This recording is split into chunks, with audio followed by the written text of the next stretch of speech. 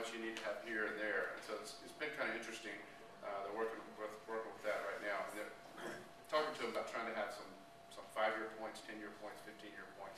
We kind of have a guideline which way to go. I saw recently a meeting got canceled for lack of quorum. I can't remember what the committee was. Was it from a lack of public participation or a lack of board members or committee members? It would have been a lack of board members or committee members. I'm not sure. Bill, do you know what? The DRB. DRB? Yeah. Maybe I think they canceled one because of the holiday too. So, yeah. But they did meet again Tuesday night. Right. As Mako. Yeah, they did. Okay. Anybody else? It's too easy. No, we want to see a couple more ribbons. Is there any plan for the city for economic development to fill up some of these strip centers and bring some business in Milton? There is. The council has expressed concern and the desire to do that. I don't have a formal plan. I know it's something we want to do, but we don't have a formal plan right now. Well, Lynn Tully mentioned on Monday that she was working on that, so I guess something is... Have you, if you haven't already met Lynn Tully, our new community development director, she's really sharp. We're really excited to have her there. So I invite all of you guys to stop by and introduce yourself to her, because she can certainly be a wealth of knowledge for businesses and help us grow that way. Bill? Let me comment on Marty's comment there. And we've had some discussion on economic development as it relates to these see-through buildings down Highway 9.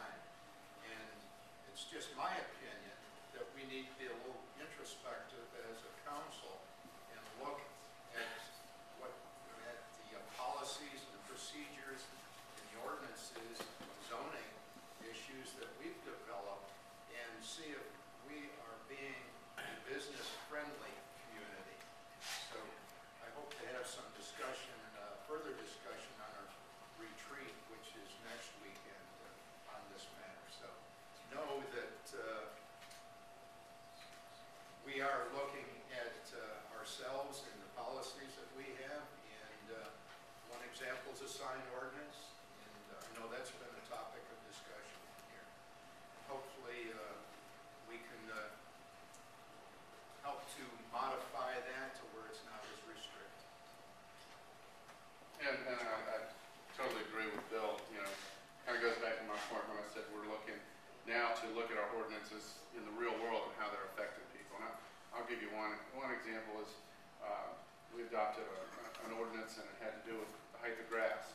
Well, all of a sudden, Fulton County, they never checked it, so it really didn't matter.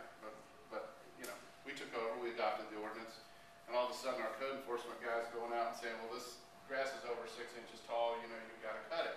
Well, it's in a horse pasture. But it was never clarified, so I'm like, well, we need to change to where if you got curb and gutter and it's a yard, maybe 6 inches or 8 inches, whatever it is, but if it's a field or, out in the open, it's agriculture, it's not. So those are the kind of things that sometimes you don't realize you got a problem until you run into something. And so that's what we want to hear from people. What are you doing as far as the lawn maintenance for the right-of-ways? Because out in Crabapple, of course, the grass is up to here on the public, the community center, and the right-of-ways. Well, we've got a schedule where all the right-of-ways are mowed and whatnot, but that's something that please, if we can't police it ourselves all the time, if let me know, because I had people call me and say, hey, this grass isn't, and I call our contractor, and they go right out there and take care of it. Do they have like a schedule? They have a schedule, and I can't tell you off the top of my head, but it's like 3 times. It's some areas need it. It's not once a month on the schedule, but again, if there's areas that are getting overrun, let us know, and we'll try to get some more attention on that. Hey, Joe. 2 things. One, if they're going to be redoing the city's website, you think maybe that they could add in where the city's looking for bids for things, like the new websites and stuff like that? I know you officially do it in the papers and stuff, you have to do it that way, but it might be good to make sure that we tap the businesses that are within the city, maybe to fulfill those kind of things. Sure. That's just adding that to the website. The second one, maybe you could explain just a little bit. I had some calls and I had sent an email to Bill and Joe on it. Recently you guys just looked at expanding Chris's capability to renew service contracts without bid. Mm-hmm. And it was kind of scary. It's great that we're getting the updates like we have. I like that coming in and stuff, but it kind of put flags up all over the place. People were going, what the heck is going on? So Joe answered me back, but maybe you could explain Sure. why we did that, because it sounded really scary, ominous, the way you guys had it written It's up. scary. Keep in mind that it's not part blunt for Chris. It comes back through us too. But and our legal department came back and said that's fairly typical. That had to do with instances where, say we'll put a project out for bid for professional design services, and we'll get a low bid or qualified, the most qualified, competitive price bidder, and they get in there. Well, let's say we want to make a change and add some more service to that scope or whatever. A lot of times they're handcuffed to, okay, well, you've done all this work, but now we've got to put it out for bid and get somebody, from scratch to go continue on with what you've already done. So that'll be used in very limited situations. It's not a blanket. So it's just expanding an existing. It's on professional services, that kind of stuff. So only things that make sense like that. Thank you. Anybody else? I got an email that you're looking at the corners of our museum in Providence and New Providence and Arnold, Mhm. and I think you're going to talk about that. Yeah. Is that something that people need to attend, or? It's great to attend. It's informational, just so you know, and unfortunately, I'm sure Bill feels the same way I do. In the private world, you see something needs to be done, you figure out a way to fund it, and you just do it.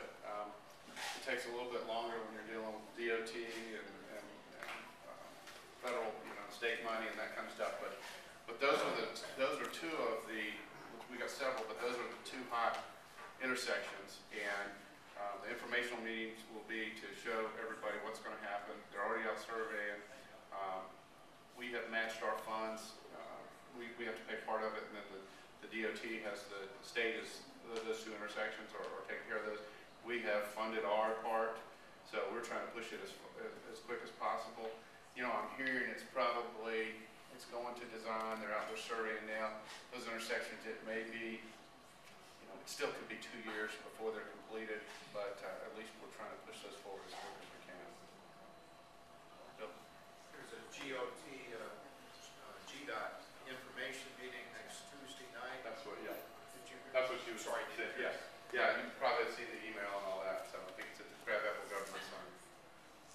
Hey Joe, the surveys we all did regarding Parks and Recreation. Mm-hmm. What are you doing with that, and when should we expect to hear what you're doing with that? Those are going back to Cindy. I don't have an exact answer. I will find out once they get them in, and it'll take a while for the company to go through them and do a spreadsheet and whatnot and get the information back to us. But I would say probably within the next 6 weeks or so. We wrote things in the margin, we see that. Oh yeah, yeah. They spend a lot of time on all those surveys, and Like 6 months or something? we get to. Or you know? No, like I said, I was saying about 6 weeks. I think 6 we'll weeks, probably okay. see some, so Okay, thank see you. the results. With that, Joe, I'm sure you